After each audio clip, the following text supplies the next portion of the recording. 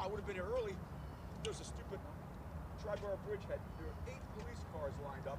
I'm like, what is going on here? There's a tow truck with a taxi. I don't know what movie was on. I mean, I was supposed to be here. I lost 30 minutes in getting here because of the Tri-Borough Bridge was backed up for miles. Here's excuses. No, I mean, I made it. I'm just pissed because I left early purposely, and then I ended up, rushing. I still don't know what the whole thing was over there. And it's the good old show. God damn it.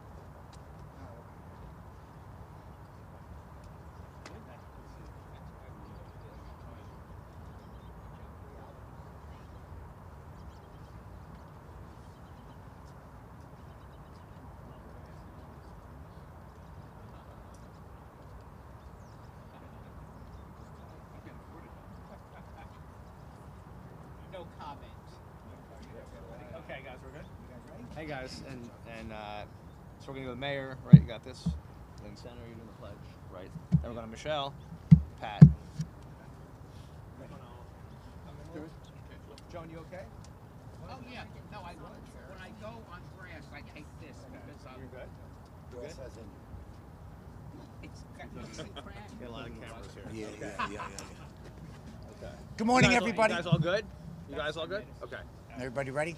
Good morning, everybody. Welcome back again to Fort Lee, New Jersey, one of the more beautiful parts of our community here at Ross's Dock, with the backdrop of the busiest bridge in the world, the George Washington Bridge. We're here today because tomorrow is a very, very important day. It's a day that the federal government has said bring an end to congestion pricing. And for reasons which we can't now explain, New York isn't going to or doesn't intend to honor that. We're asking and we're calling upon the state of New Jersey and all the other interested parties to take formal action to make sure that that federal mandate is in fact enforced. This is a tax on our middle class. It's expensive. It's tough enough to exist in this world today, but this tax is just a bridge too far, pardon the pun. So we've assembled a lot of very important folks who have been behind the congestion mandate initiative and being opposed to it for all the good reasons. So we're grateful to everybody for being here today. But first, we're going to call upon District 37 State Senator, Gordon Johnson, to give us the Pledge of Allegiance, please. All righty. Right here. Pledge allegiance to the flag of the United States of America and to the republic for which it stands, one nation, under God, indivisible, with liberty and justice for all. Excuse me. Thank you, Gordon. Our next speaker is Michelle Petalicki from the Greater Northeast Motor Coach Association. Michelle? Thank you. Good morning, everybody. My name is Michelle Petalicki, and I'm Vice President of the Greater Northeast Motor Coach Association and an Executive Board Member of the United Motor Coach Association. I'm here representing businesses that keep our communities, our commuters, and our tourists moving. I'm also president of Panorama Tours, a local bus company right here in Bergen County, and I am proud to serve the New Jersey residents, all of which are being adversely affected by this unfair MTA congestion program. While New York officials claim that this is about reducing traffic, in reality, it's simply a congestion tax, a revenue grab that penalizes those traveling into the city rather than addressing congestion. For years, our industry associations have actively engaged in discussions about congestion pricing, writing letters, testifying at MTA hearings, and advocating for the value of motor coach travel. Congressman Gottheimer has been a very dedicated supporter, consistently pushing back against this flawed plan, and we sincerely thank him for that. If this plan was truly about reducing congestion, then all high occupancy vehicles, both public and private, would be exempt. Under the MTA's unfair plan, public buses are exempt, but private are not. Yet, one motor coach or bus, regardless of ownership, can remove up to 50 cars off the road, making it a clear congestion solution. Motor coaches also have one of the lowest carbon footprints, getting 280 miles per gallon per passengers. If this tax was really about cleaner air and reducing congestion, as Governor Hochul claims, then why is the most environmentally friendly mode of transportation being penalized?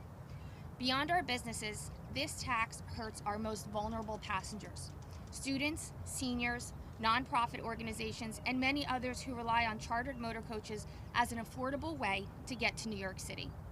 Schools, senior centers, veterans organizations, and community outreach programs depend on motor coaches because they are cost-effective, accessible, and the safest form of transportation. But now, higher costs are being passed down, making trips more expensive and even out of reach for some of these that rely on them most. It places an additional burden, further limiting opportunities for those with fixed incomes and nonprofit budgets. Governor Hochul and the MTA claim this program will bring economic benefits and cleaner air, but in reality, it adds financial burdens to families, businesses, and visitors, people who have no say in how the MTA is run, but are now expected to fund its budget shortfalls. The federal government has ordered the tolls to stop effective tomorrow, recognizing the flaws in this plan. Yet the MTA and Governor Hochul are refusing to comply, stating they plan to continue to tax our commuters and our visitors despite the mandate. We applaud Congressman Gottheimer's leadership in standing up against this unjust action, and it's time to put an end to this unfair toll once and for all. Thank you. Thanks so much. Thank you. Excellent. Good job. Thank you. Good job, Joe. Thank you, Michelle. Ignoring the mandate tomorrow to no longer toll per congestion pricing is lawlessness. It's something that simply cannot be tolerated. And again, thank you so much, Michelle, for your words. Next is Pat Reynolds, who is the president of Local 14, Transport Workers Union of America, AFL-CIO. Pat. Thank you, Mr. Mayor. Thank you, Congressman Gottheimer, for your continued efforts to shut this tax burden, unfair tax and unfair burden against the MTA's congestion price plan and the negative impact it will have on New York and New Jersey commuters. A plan that shows no regard for workers that are struggling to make ends meet now and must pay to get to work. They must pay to get to work. These workers include TW Local 1400 members and workers who must work in these zones or must travel through these zones to get to work. This especially affects workers who work shift work. There is certainly a need for off-hour, weekend, and holiday commute options and a deeper look into exemptions for these workers. These tolls put an unfair burden on these workers who are already struggling to make ends meet. We implore the MTA and Governor Hochul to shut this down now. It is unfair and unfair burden on these workers. Thank you again, Congressman Gottheimer, for your leadership in fighting against this unnecessary toll. Thank you, Pat.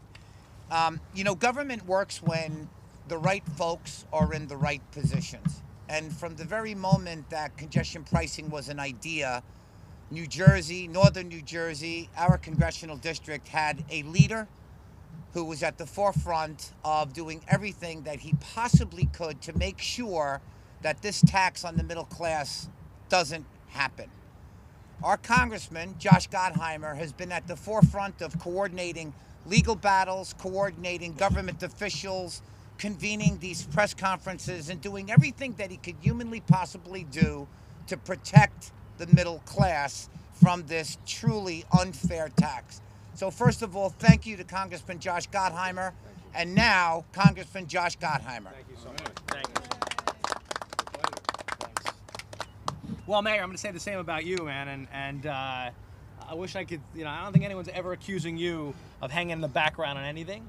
And the fact is, you know, this community here in Fort Lee is very lucky to be represented by this mayor and an unbelievable council who has not stopped for 1 second fighting to protect its families, middle class, hardworking families, and the children who are here and have to breathe in the backup of trucks and all the cancer-causing pollution that they plume.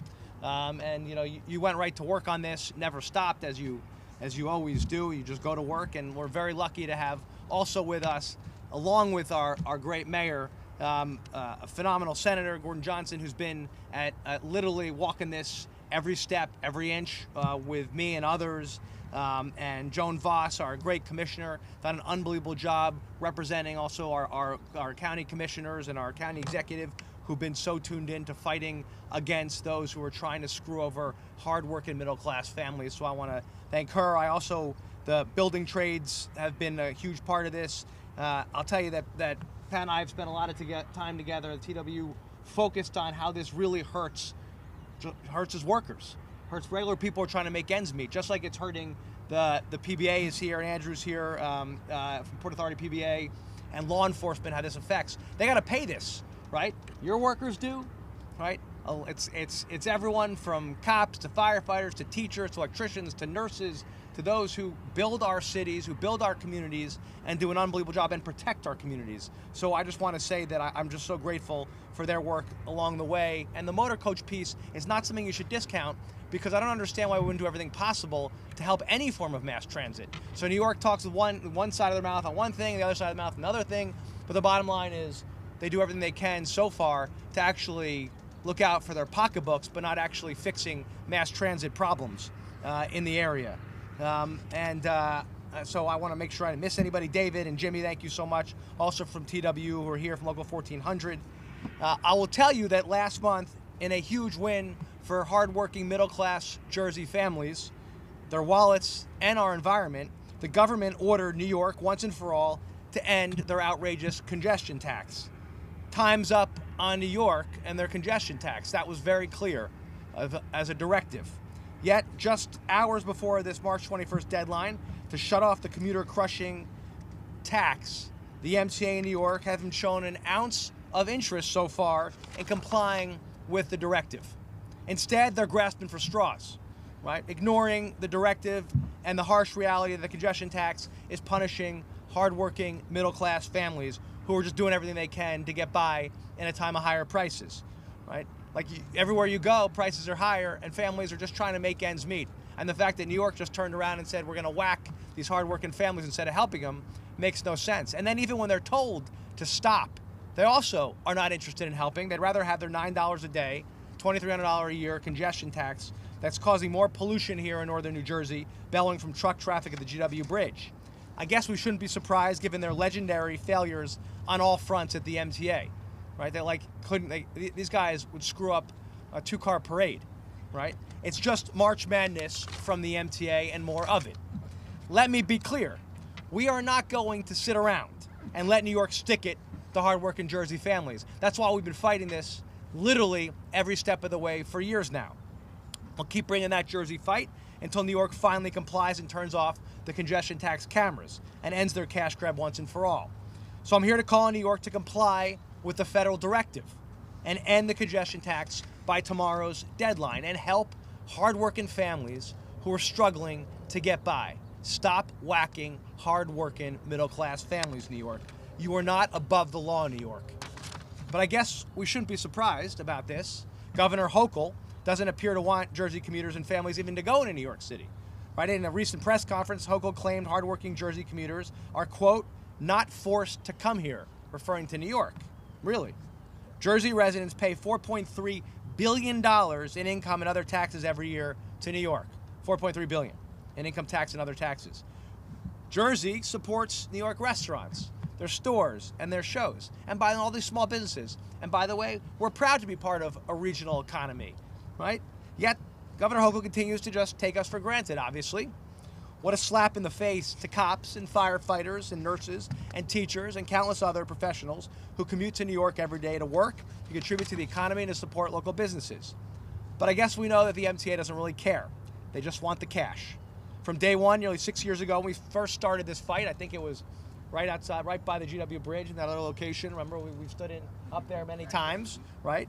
We knew the congestion tax was not actually about easing congestion or pollution in New Jersey. It was just a giant cash grab, all on the backs of these hardworking families. They never cared how the tax would hurt people. It was just a bailout for the MTA and their legendary mismanagement. And again, you're talking about $2,300 a year if you use an Easy Pass, right? It's more if you don't use an Easy Pass. New York already pre-approved fare increases. Also, they're coming, if they keep going forward, to $15 a day from $9. But that doesn't include what it costs to go over the GW Bridge or through the tunnels. And not a penny of it, not a penny of the congestion tax goes to Jersey. Nothing for Jersey Transit, nothing to help do anything to build New Jersey, to build mass transit and make it better here in North Jersey, right? Nor does it help the Port Authority. In fact, it just creates a bigger hole in the Port Authority's budget, right? So no one talks about the fact that they're also hurting the Port Authority. So New York and Hochul, Governor Hochul, the MTA, here's a huge question. Will you or won't you follow the law and comply with the federal directive to shut the cameras off tomorrow? If you don't comply, if you insist on keeping the cameras on, you should be prepared for some concrete action from New Jersey, the courts, and those of us in Congress. First, if New York and the MTA continue with the congestion tax after tomorrow, after the deadline, I will strongly urge Attorney General Placken to immediately pursue all legal options to stop New York's congestion tax. The expectation is you go to court and you stop this. The MTA can't just blatantly violate the federal directive. We must fight to protect Jersey families. Second, I'm writing to the New Jersey Department of Transportation, asking them to bill New York's MTA for all and any charges to Jersey families after tomorrow's deadline passes.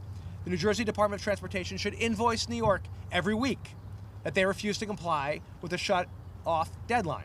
and reimburse all Jersey drivers for what they've paid in the congestion tax. New York must return every single penny they're stealing from hardworking Jersey families after they start ignoring the directive. I'm also encouraging Jersey families to keep track of every single charge they receive from New York on the congestion tax, starting immediately. Third, I'm sending a letter to E-ZPass, which is a consortium between New Jersey, New York, and other states, calling on them to stop charging Jersey families who go south of 60th Street beginning tomorrow, March 21st. E-ZPass can't just ignore the federal directive and help New York charge hardworking commuters this crushing congestion tax. E-ZPass knows that New York has a deadline on their congestion tax, so E-ZPass should stop collecting it. In short, we will not be giving a pass to E-ZPass. They're expected to do their jobs as well. I'm also calling on E-ZPass to fix their broken system that prevents Jersey commuters from challenging New York's fraudulent congestion tax charges. Based on the calls we've been receiving from New Jersey drivers, it appears that you can only challenge incorrect charges from New York's cameras if you got your E-ZPass from New York, not if you got it from New Jersey. So if you got your E-ZPass here in Jersey, the transponders that you put on your car or your truck, and drive to New York, they charge you an incorrect amount, you're totally screwed, because New York will not let you contest the charge. So E-ZPass should start living up to their name and make things easier for our hardworking families. Finally, as co-chair of the bipartisan Congressional Anti-Congestion Tax Caucus, let me be clear, we will never stop fighting to ensure that no one gets whacked with this ridiculous, regressive tax on hardworking middle-class families. Earlier this Congress, I proudly introduced the bipartisan Anti-Congestion Tax Act to prevent the Department of Transportation from awarding any new grants to MTA projects in New York until drivers from New Jersey and New York crossing into Manhattan receive exemptions from the congestion tax.